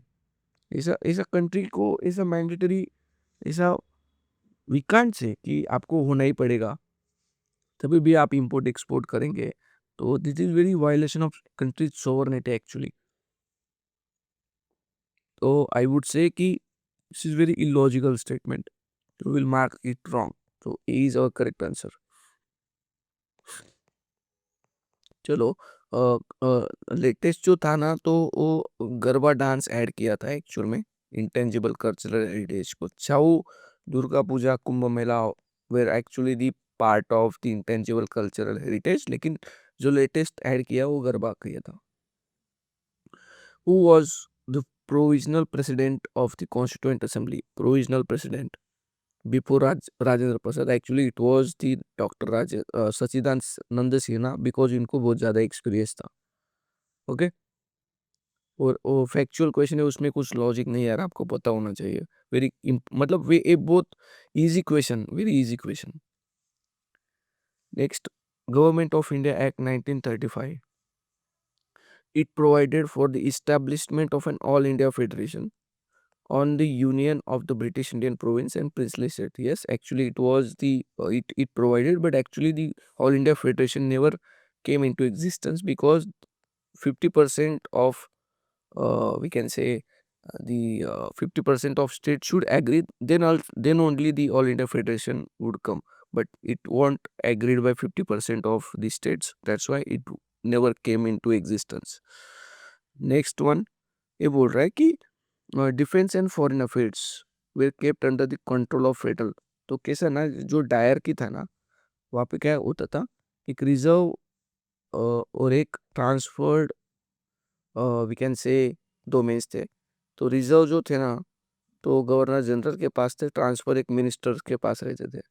Okay, but defence and foreign affairs are very important thing.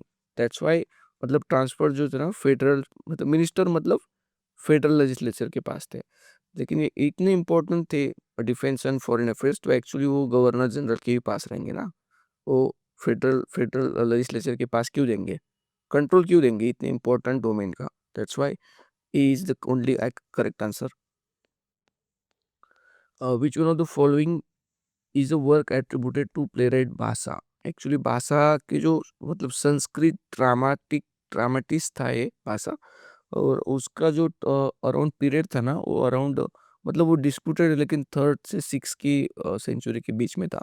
और एक ये जो बुक का नाम है ना, Madhyama Vyayoga, it is actually Bhasa, because Natyashastra तो कपिल मुनि का है. Kavyalankara is also from somewhere famous author. Mahabhashya is also around Panini or we can say Patanjali. So this is the only, ये दोनों तो eliminate कर दिए, C बचा तो C we will mark. Okay. Sanghabhuti, an Indian Buddhist monk who traveled to China at the end of the 4th century AD, was the author of commentary on actually Sarvasti Vada Vinaya. Because Lalit Vastra is not commentary, Vishuddhimagga is written by the Buddha Ghosha, and Pajmana Mitra Sutra is also not the commentary. So C is our correct answer. This is very actual में full toss question. अगर पता है तो आप 6 मार सकते हैं, नहीं पता तो आप बोल्ड भी हो सकते हैं. ओके, तो अगर नहीं पता ना एक्चुअल में, तो अगर इलिमिनेट भी बाकी ऑप्शंस भी नहीं पता, अगर इस क्वेश्चन में सपोज इस क्वेश्चन में अगर आपको पता है कि नाट्यशास्त्र तो नहीं होगा, महाभाष्य भी नहीं होगा, ये दोनों अगर आपको पता नहीं है, तो आप still you can guess. Okay, this और दिस 50-50. लेकिन आपको कुछ ही नहीं पता, 4 ही बुक्स के नाम पता ही नहीं, किसने लिखे होंगे वो भी नहीं पता, तो you can definitely you should skip such question because it would reduce your marks. Consider the following properties included in the World Heritage List released by UNESCO. तो ये जो रानी की वाव है ना, और we can say the Mahabodhi temple है, वो actual में इंक्लूड था, लेकिन शांति निकेतन और sacred emblems of Hoysalas latest में ऐड किए थे. So B is a correct answer. Current affairs question था. As per the article 368 of the constitution of India, parliament में अवेंट any provision of constitution by the way of addition, variation, repeal. Actual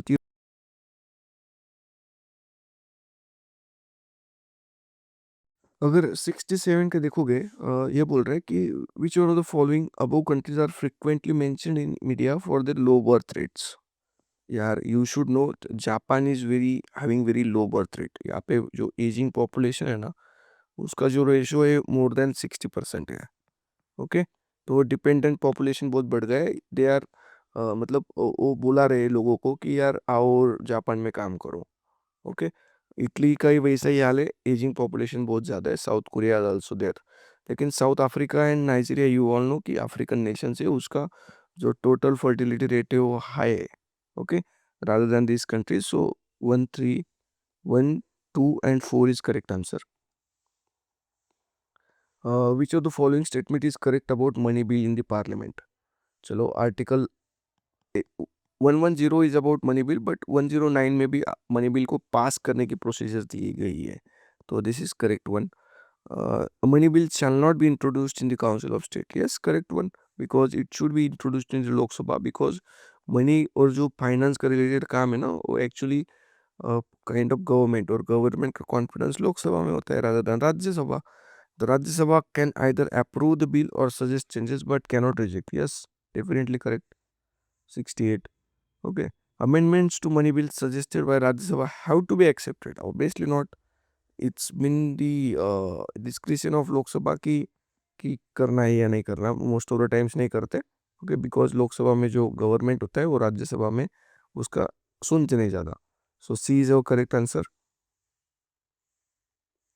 चलो, this is very factual question. पता है तो पता है यार, उसमें कुछ लॉजिक नहीं है. So we will skip such questions. Northeastern Council was established Northeastern Council Act 71 subsequent to the amendment to the Northeastern Council Act in 2002, the council comprises which of the following members? Actually, home minister नहीं रहते यहाँ पे, because governor भी रहते हैं, CM तो उस state के रहेंगे ही और प्रेसिडेंट भी करेंगे, बिकॉज प्रेसिडेंट एक्चुअल में north eastern state development council के हेड रहते हैं. दैट्स व्हाई प्रेसिडेंट नॉमिनेट करते हैं कुछ मेंबर्स को, 3 मेंबर्स को. सो 1 to 3 is correct answer. How many delimitation commissions have been constituted by government? Okay, actually 4, around 52, 62, 73 and 2002. 4 delimitation have been did मतलब 4 गए अब तक, और अराउंड 26 में डिलिमिटेशन होना चाहिए आफ्टर सेंसस. ओके, चलो 71 अमेंडमेंट एक्ट जो है उसमें से कुछ लैंग्वेज 8 शेड्यूल में ऐड किए गए थे और 92 अमेंडमेंट में भी कुछ तभी ऐड किए गए थे. तो 71 में कोकनी, मणिपुरी, नेपाली किए गए थे. मैथिली, बोडो, डोगली, डोगरा ये 92 में किए गए थे. तो 4 we will eliminate. 1 to 3 is correct answer. Okay. Next one. Bharatiya Jana Sangh, Shyama Prasad Mukherjee. Socialist party actually not founded by, मतलब राजगोपालाचारी का कुछ रिलेशन नहीं था. लेकिन जो स्वतंत्रता पार्टी, मैंने पहले ही बोला है, यूपीएससी के जो ऑप्शंस और जो पीवाईक्यूज का इम्पोर्टेंस कैसा है. पिछले 2-3 साल में लीडर ऑफ ऑपोजिशन के ऊपर क्वेश्चन पूछा गया था फर्स्ट लोकसभा का. वहाँ पे स्वतंत्रता पार्टी का मेंशन था. तो उसी टाइम आपको रिसर्च करना था कि ये स्वतंत्रता पार्टी एक्चुअल में ठीक है. तो एक्चुअली इट वाज, मतलब राजा गोपालाचारी उसके इम्पोर्टेंट लीडर थे. तो ये भी आचार्य देव का कुछ रिलेशन नहीं है यहाँ पे. और कांग्रेस फॉर डेमोक्रेसी और भारतीय जनसंघ दोनों, that is the correct answers. तो B is our answer here.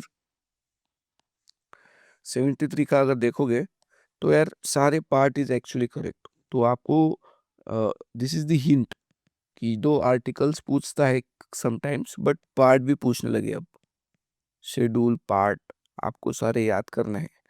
जो पार्ट 9A है जो म्यूनिसिपैलिटीज का है, और 9B जो है वो अपने वी कैन से पंचायती राज का है. अराउंड 18 जो पार्ट है तो इमरजेंसीज का है, 20 का अपना अमेंडमेंट का है. तो all 3 are correct here. Which one of the following statement is correct as per the constitution? Very logical question. Even you don't know everything, still you can definitely solve correctly such kind of question. चलो, तो अगर interstate का कुछ, sorry, interstate का कुछ relation है ना, interstate का कुछ मैटर है, तो उसमें यूनियन ही कुछ तो भी करेगा ना. बिकॉज 2 स्टेट है, सपोज महाराष्ट्र है और गुजरात है, उनका कुछ बाउंड्री इशू है अराउंड, चलो है कुछ तो भी इशू. ओके, और लैंग्वेज इशू है, मतलब मुंबई का कुछ इशू है. तो ये दोनों तो इफ स्टेट लिस्ट में रहेगा तो महाराष्ट्र तो अपने हिसाब से लॉ पारित करेगा, गुजरात अपने हिसाब से लॉ पारित करेगा. तो उसमें वो डिस्प्यूट सॉल्व नहीं होगा, उसमें डिस्प्यूट ज़्यादा बढ़ेगा. दैट्स वाई इंटर स्टेट का कुछ तो भी इशू है तो यूनियन ही करेगा उसको, because union is the soul authority to make equilibrium between the states in terms of power, jurisdiction and anything. Okay, तो अगर ये बोल रहा है कि interstate trade and commerce is a state list, नहीं होगा यार. interstate migration is state list, नहीं. interstate quarantine is a union subject. Yes. corporation tax is state, no. corporation tax भी यूनियन लिस्ट में आएगा ना, because it's a largest tax that union government receives as an okay, tax receipts. So C is our correct answer. Under which one of the following articles of Constitution of India has the Supreme Court has of India placed right to propose? आपको अगर पुट्टा स्वामी question पता होगा, और very repeated question, पीछे पीछे के question paper में भी आपको पता चलेगा कि राइट टू प्राइवेसी के ऊपर क्वेश्चन पूछा है. तो actually it's part of 21 Puttaswamy case के अंदर बोला था कि privacy, right to privacy is a fundamental right. Okay, चलो, which of the following duties of the chief of defence staff as a head of department of military affairs. चलो, chief of staff committee का जो chairman है तो permanent chairman रहते ही है. Okay, that is no doubt here. Next बोल रहा है exercise military command over 3 service chief. नहीं यार, ईच जो सर्विस का जो चीफ है ना, वो अपने सर्विस का जो मिलिट्री कमांड है वो वही करता है, लेकिन ये जस्ट कोऑर्डिनेट और मतलब कोऑर्डिनेट करते हैं और उसमें सिंक्रोनिसिटी बना के रखते हैं, उसका जो कोऑर्डिनेशन है वो बढ़ाते हैं, लेकिन मिलिट्री कमांड नहीं करते एक्चुअल में. Second is wrong one. We got a answer D 1 and 3. ओके. Operation undertaken by the army towards upliftment of local population in remote areas to include addressing of their basic needs. Actual में जो operation सद्भावना था ना, वो लद्दाख में किया गया था. उनके जो लोकल पॉपुलेशन है ना, उसको उनको उनको जो बेसिक एमिनिटीज थी ना, वो आर्मी ने प्रोवाइड करी हुई थी. दैट्स व्हाई ऑपरेशन सद्भावना is correct answer. The longest border between any two countries in the world is between, actual में कनाडा और यूएसए के जो बॉर्डर है ना, एक्चुअली मोर देन 8,000 किलोमीटर्स का है. ओके. तो एक्चुअल में आंसर इज दिस कि border between USA and Canada. Which one of the following statement is about ethics committee in the Lok Sabha is correct. Ethics committee के बारे में पूछ रहे हैं. तो यार initially it was an ad hoc committee hold करते हैं. Only a member of Lok Sabha. Wrong. We will extreme statement only को हम पहले ही गलत कर देंगे. We got a answer. The committee can not take up any matter sub judice. Logical भी है. कोई मैटर अगर कोर्ट में है तो कमिटी क्यों करेगा. Court is the highest institution of adjudication. Okay. So 1 and 3 इज करेक्ट आंसर. नारी शक्ति वंदन अभियान. ओके. नारी शक्ति वंदन अभियान का जो है, तो 18 Lok Sabha is wrong here. This will be in force for 15 years after becoming an act. Okay, this is the correct answer. There is a provision for reservation of seats for SC within the quota of reserve caste. Yes, actually correct. C. Exercise मित्र शक्ति. यार ऐसे जो important exercise and all होते हैं ना, उसमें UPSC expect करता है कि जो इम्पोर्टेंट उसमें जो पॉइंट है ना, वो आपको पता चाहिए. यहाँ पे अगर तीनों चारों स्टेटमेंट आप अच्छे से देखोगे ना, the most important thing that exercise मित्र शक्ति is between the India and Bangladesh. मतलब कौन से दो कंट्रीज के बीच में एक्सरसाइज होने वाली है. So that is the main highlight of the question. Okay. Actual में और आप अगर देखोगे तो actually this is not the Bangladesh here. Okay. So this is the wrong statement. तो we will eliminate one. We directly got a answer. Okay. 82 D. Writ of prohibition is an order issued by Supreme Court or High Court. Prohibition. सारे जो Ritz है under article 32 आपको पता होने चाहिए. पर जो प्रोहिबिशन जो होता है ना, तो mostly higher courts lower courts के जो, सपोज अगर लोअर कोर्ट का जुरिस्डिक्शन डेथ वारंट देना नहीं है, मतलब डेथ की सज़ा देना नहीं है, और फिर भी they are giving, then High Court will issue writ of prohibition and say lower court that uh, it's not comes under your jurisdiction. That is called prohibition. मतलब एक ऑर्डर देने से पहले ही, लोअर कोर्ट के ऑर्डर देने से पहले ही higher court उसको ऑर्डर देता है. That's called prohibition. लेकिन अगर उन्होंने अगर ऑर्डर दे दिया मर्डर का, मतलब we can say the death sentence दे दिया, देन देने के बाद में अगर हायर अथॉरिटी मतलब हायर कोर्ट देगा, तो उस सरश्योरी देगा, वो क्या करेगा, उसको प्रोहिबिट नहीं करेगा डायरेक्टली. उन्होंने जो ऑर्डर दिया है उसको क्वैश कर देगा, मतलब उसको इलिजिटिमेट इलीगल कर देगा, इलिजिटिमेट कर देगा. So that is difference between certiorari and prohibition. Okay. तो यहाँ पे आंसर बनेगा कि a lower court prohibiting continuation of proceeding of in a case. Okay. It is a governor of the state who recognizes and declares any community of that state as a scheduled tribe. Actually, it is not governor, it is president, जो कि scheduled tribe को notify करता है. A community declared as a scheduled tribe in a state need not to be so in another state. Yes, अगर अंडमान की जो tribe है champagne और सेंटिनेंटलीज, तो वो वहाँ पे शेड्यूल ट्राइब का स्टेटस है. वो ऐसा थोड़ी है कि महाराष्ट्र में आके उनको सेम स्टेटस होगा. It's not like that. तो 2 is correct one. Union budget. A union finance minister on behalf of prime minister. Actually wrong. It is on behalf of president. Okay जो सारे फाइनेंशियल चीज़ें मतलब बड़ी बड़ी चीज़ों वो ऑन बिहाफ ऑफ प्रेसिडेंट ही होते हैं. First one is wrong one. Okay. At the union level, no demand for grants can be made except on the recommendation of president. Yes, B is correct answer. Next one, who among the following is author of the book The India Way? Why Bharat Matters? Actually, Subramaniam Jaishankar, our foreign minister, is the we can say kind of uh, author of this book.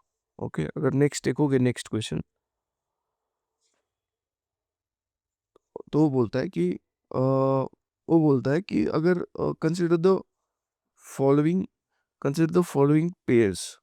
पहला बोल रहा है कि Argentina बोल रहा है, Sudan बोल रहा है, टर्की बोल रहा है. तो उसके कुछ रीजंस दिए गए, that's why they are in the news. तो पहला बोल रहा है कि Argentina was in the worst economic crisis. तो worst economic crisis actually yes Argentina was in worst economic crisis. Okay. अगर नेक्स्ट देखोगे Sudan. Sudan was in civil strife between the various ethnic groups. Okay. वहाँ पे civil war कब से चल भी रहा है. Now recently also they are not in the peace. Okay. तो एक्चुअल में अभी भी वहाँ पे चल ही रहा है. तो it's also war between the countries regular army and paramilitary forces. Okay. अगर नेक्स्ट देखोगे Turkey resided its membership of NATO. Actually this is wrong. Turkey को चाहिए भी था नाटो का, लेकिन NATO members won't want Turkey be part of the NATO actual में. So B is our correct answer here. चलो some pipeline in a strategic route for Persian Gulf oil and a natural gas shipment to Europe. Yes, वो और यही root है gulf oil और natural gas ship होता है कहाँ पे अपने यहाँ पे यूरोप में. तो some pipeline connects red side with Mediterranean sea. Yes both statement correct. और ये बहुत बड़ा नेटवर्क है, that's why this both are correct statements. The Red Sea receives very little precipitation in any form. Yes, that's why their salinity is very high, because this is the desert area and they receives very less amount of rainfall. But अगर second statement पढ़ोगे ये आपको बहुत extreme लगेगा actual में कि no water इंटर्स. यार आपको पता होगा कि थोड़ा तो इंटर करता होगा. अगर हम हमारा इन जनरल लॉजिक लगाए कि यार थोड़ा बहुत तो होता ही होगा, लेकिन एक्चुअल में this statement is correct given by UPSC कि no water enters the red sea from rivers. So C is the correct answer. चलो अगर environment protection agency which one of the following is the largest source of sulfur dioxide? We all know that sulfur dioxide emission जो होता है सबसे ज़्यादा India से, China से और यूएसए से होता है. और the reason being that India से सबसे ज़्यादा होता है कि हम अराउंड 60 to 70% ऑफ हमारा एनर्जी मिक्स है. It is because of the coal. और जो थर्मल पावर प्लांट है वो बहुत ज़्यादा सल्फर का डाइऑक्साइड का एमिशन करते हैं. So power plant using fossil fuel is a correct answer here. Okay. अगर नेक्स्ट देखोगे 91, अगर 91 का देखोगे तो ये बोल रहा है कि there is instability in the instability and worsening security situation in the Sahel region. Sahel region you all know कि जो सहारा डेजर्ट के जो नीचे वाले कंट्रीज है, Mali, Chad, kind of the part of the Sahel region, वो very instable region है because there is a मतलब डेजर्ट टाइप सिचुएशन है. वो इतनी ग्रुप्स है और there is always going on civil war. Okay, that's why their security situation is very poor there. Okay, so the reason being there have been military takeovers, coup d'état in several countries of the Sahel region in the recent parts. Yes, there are various coups happened there.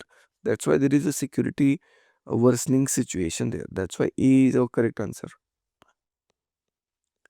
India does not import ample from United States. यार ऐसे नहीं है. Each we are very in we can say the connect we are very connected with United States because United States is our largest trading partner. Or Apple, United States is also very largest producer of apple, तो India is also producers, but USA के apple India में import actual में होते हैं। ओके, और this is very extreme statement कि India कुछ इंपोर्ट नहीं करता, एक एप्पल भी इंपोर्ट नहीं करता इंडिया यूएसए से। It's very illogical one also, so this one is wrong. तो we will directly arrive at the answer. तो this is the beauty of such kind of statement based question.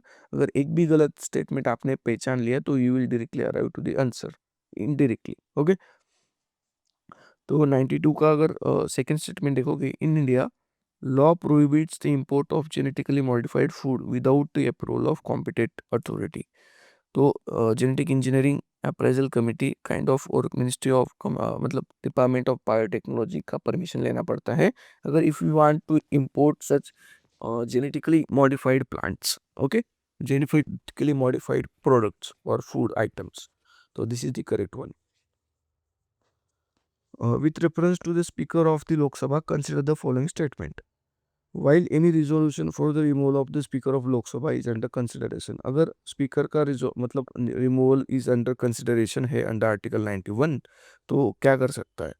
He shall not preside. Yes, actually, if the removal proceeding is under process, then preside deputy speaker most of the times will preside over these proceedings of the house, and speaker would sit as just as a member of the house. So he shall not preside. He shall not have the right to speak. Actually, this is not correct. और आप अगर principle of natural justice भी लगाओगे कि यार किसी के ऊपर अगर हम एलिगेशंस लगा रहे हैं तो यार एक कॉमन सेंस होता है कि उसको भी उसको उसको भी अपने आप को डिफेंड करने का मौका मिलना चाहिए। तो ये तो स्पीकर है, वो तो अपने को डिफेंड खुद को तो डिफेंड करेगा ही ना, तो उसको भी राइट टू स्पीक देना चाहिए। तो this is the wrong statement.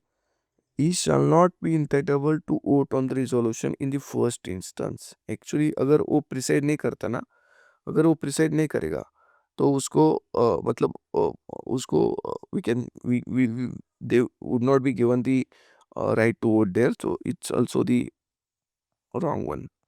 Okay, तो first one is correct.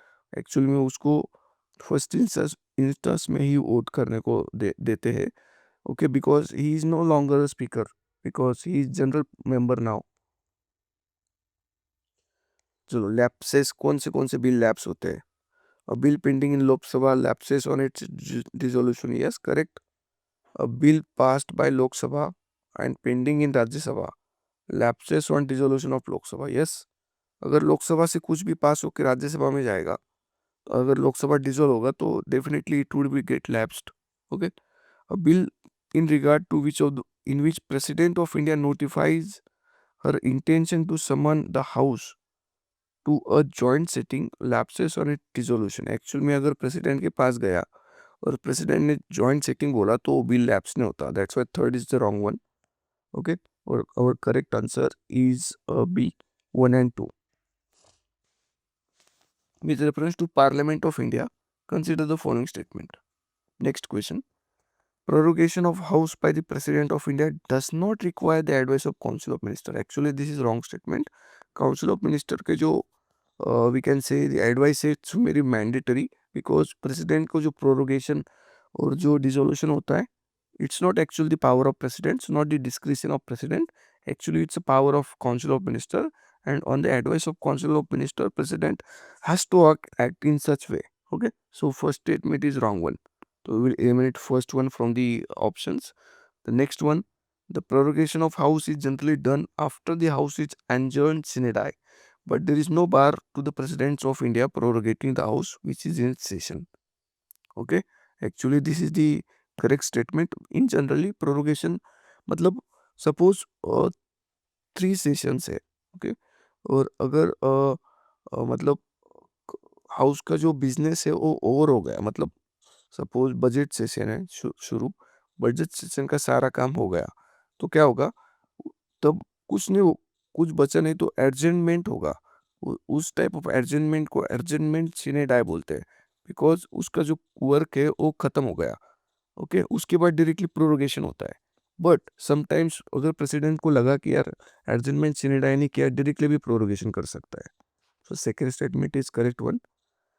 Dissolution of Lok Sabha is done by President of India who save in exceptional circumstances, does so on the advice of Council of Minister. Yes, मैंने पहले बोला कि dissolution, prorogation all are done with the permission or the advice of Council of Minister.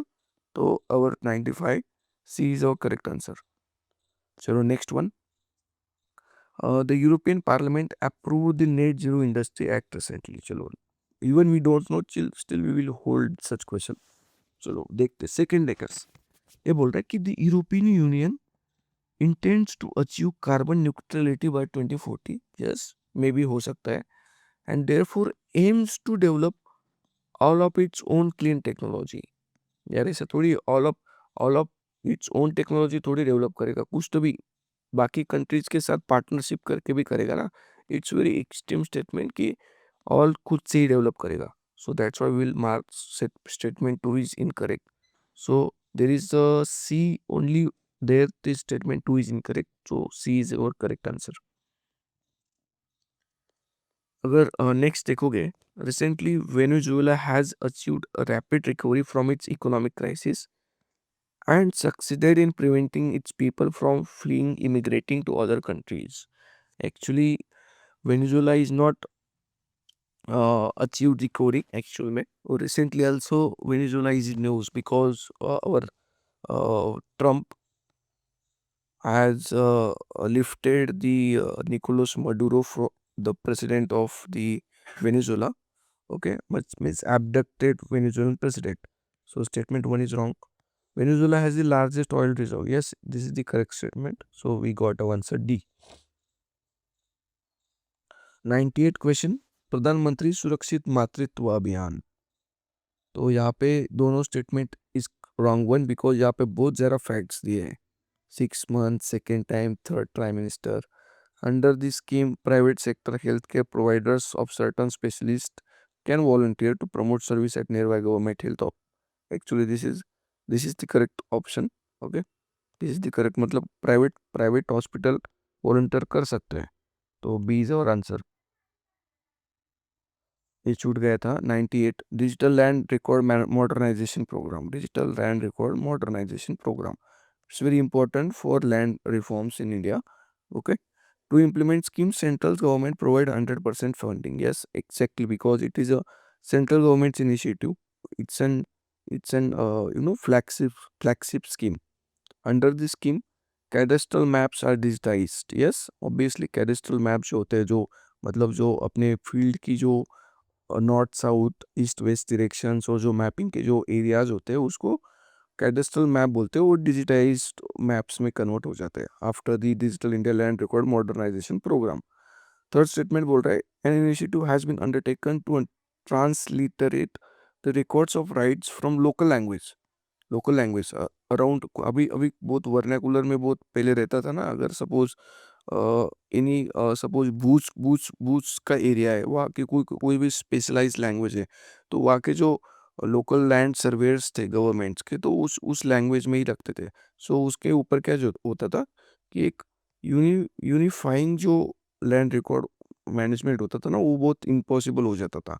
तो उसमें क्या करते हैं अब कि सारे जो लोकल मतलब कॉन्स्टिट्यूशन के जो रिकग्नाइज लैंग्वेज है उसके अंडर कन्वर्ट हो जाते हैं सारे लैंड रिकॉर्ड्स. तो third is also right one. So we got answer D. 100 question, Pradhan Mantri Shram Yogi Maandhan योजना. तो यहाँ पे फर्स्ट स्टेटमेंट यहाँ पे फैक्ट बोल रहा है, मतलब एज बोल रहा है. मोस्टली हम रॉन्ग कर देंगे. और अगर फोर्थ क्वेश्चन देखोगे तो क्वेश्चन इज सेइंग कि family pension is applicable to spouse. ये तो ठीक था यार, स्पाउस को मिलता ही है. बट बोल रहा है कि अनमैरिड डॉटर को भी मिलेगा. It's very illogical. आपने अभी कहीं तक सुना भी नहीं होगा कि फादर की और मदर की डेथ होने के बाद अनमैरिड डॉटर को उसके फायदा होता है. It's not logically correct one. तो वी विल एलिमिनेट 4 हियर और 2 and 3 both are correct one. So B is our correct answer. So this is for the day. All the best all of you. And as per our previous policy कि 2025 का paper बचा है, आप अपने आप से एक बार सॉल्व कीजिएगा. We will take in few days. Okay, thank you.